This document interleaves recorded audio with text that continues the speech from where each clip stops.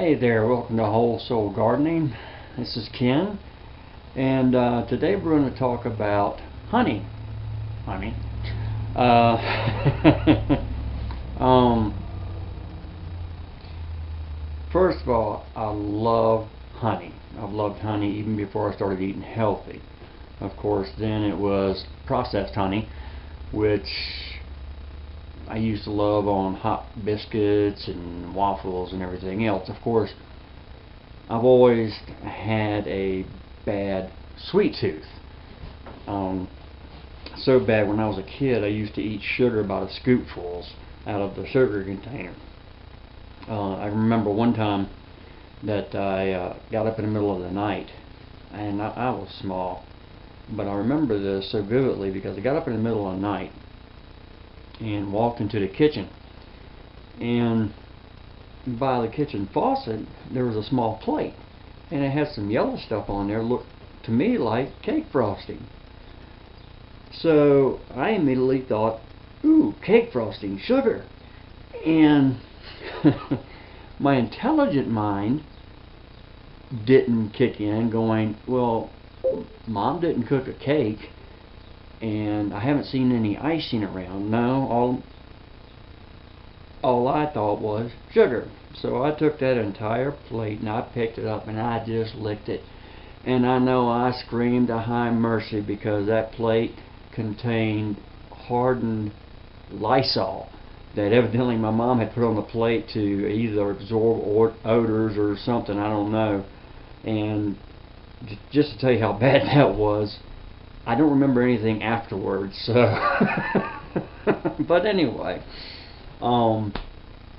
but honey I eat now is I try to get it raw or as raw as possible, and I do like purchasing it obviously locally. If you've seen any of my videos or any of my Facebook posts, you know that I'm a huge supporter of local farmers markets, and I do try to pick up something while I'm at a farmers market. And I went to Wairika's Wednesday market that's over in front or across from A1 Auto Parts or something like that in downtown Wairika, and I picked up some raw honey from, and let me see if I can remember the vendor's name. Is Marsh Mountain Honey, if I'm not mistaken. I know they're at the Wednesday market. I'm not sure if they're at the Saturday market. And of course, if you're watching this and you're on the East Coast, you really don't care. But for those of you in Siskiyou County, if you like honey or if you're interested in trying this, highly recommend Marsh Mountain. And I know that they're at the Wednesday market. One of the things that I had difficulties with was sleeping. And as you grow older, your melatonin levels decrease. Your body just doesn't produce it as quickly as we did when we were younger.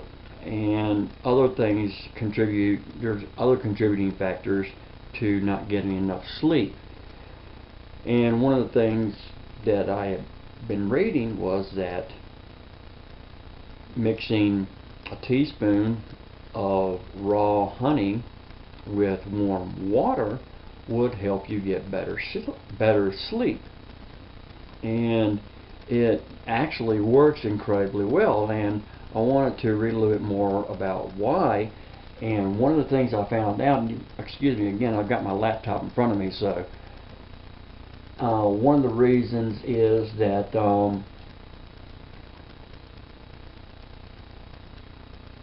it restores the glycogen levels in the liver, which, because as you sleep, your glycogen levels become low, which triggers your brain to activate a stress response, which ends up waking you up. I didn't know this. So that was one of the reasons why, it disturbs your sleep.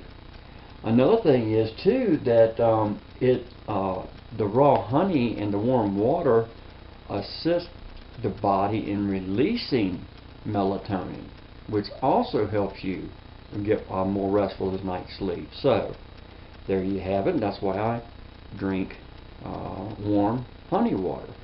But that's not the only health benefits to honey. Now, first of all, there's lots of antioxidants in honey. And if you're looking at raw honey, like this here's a wildflower honey, it's a much milder honey. On this particular honey, it is a much milder honey. You can see how light colored this honey is. The darker the honey, the greater the antioxidant properties. The lighter the honey, the less the antioxidant properties. And I do like dark honeys, I do like light honeys.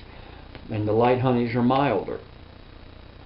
And so if you're looking for antioxidant properties, again, go darker.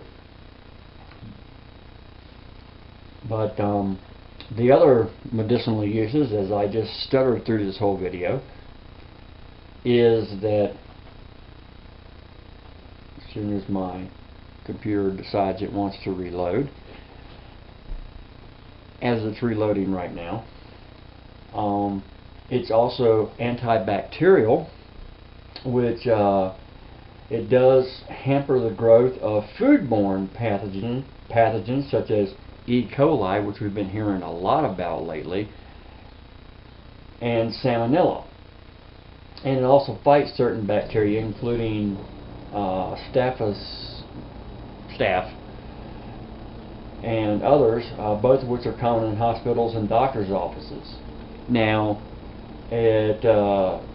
although it's been studied that it has these properties, it hasn't been studied highly on people, but the evidence is there. Now, you take that for what it's worth, and being that the evidence is there and they just haven't studied it extensively on people yet, and this is not according to just people's blogs. I mean, I'm taking this, again, like I've said before, from medical research. So, I don't want to feed you information that's just coming off, other people's blogs or just what other people are just saying. I mean, I'm trying to give the best information I can, most reputable information I can. So, it's a mix between what I've taken personally and what the medical and scientific community are saying.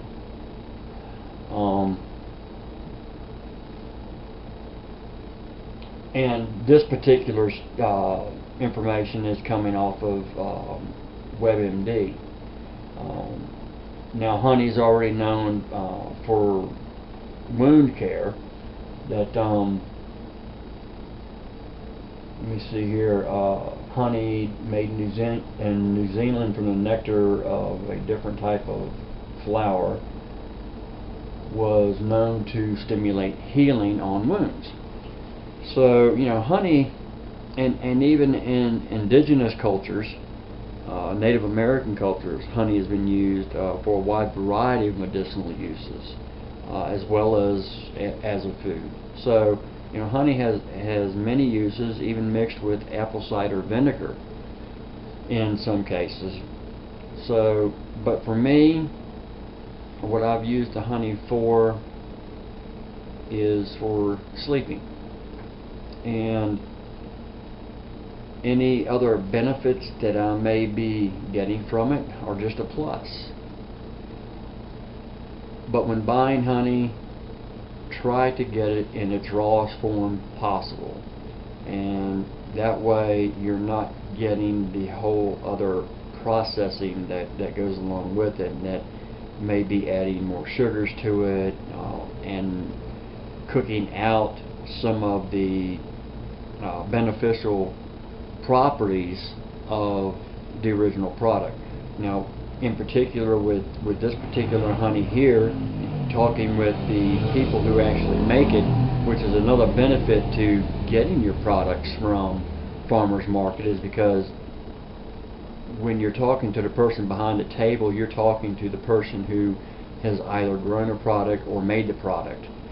And in this case, I was talking with the young lady who is actually involved in the process of making this, and they don't heat the product, but they actually just strain it out one time to get all the gunkiness out of it and get it put in a jar, so it's not heated to an extreme temperature and it's as raw as it can possibly get in this form. So there you have it. That's what I use the raw honey form. Go out and find you some. You can find it in grocery stores. It's going to be a little bit pricey in grocery stores.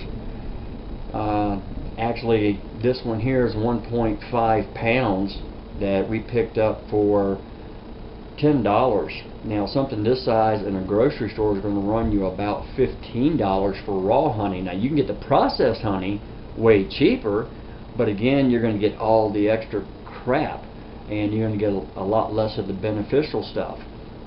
But when you start talking about the organic honey, or you start talking about raw honey, and for something this size in a grocery store or commercially made, you're looking at $15, $20, $25.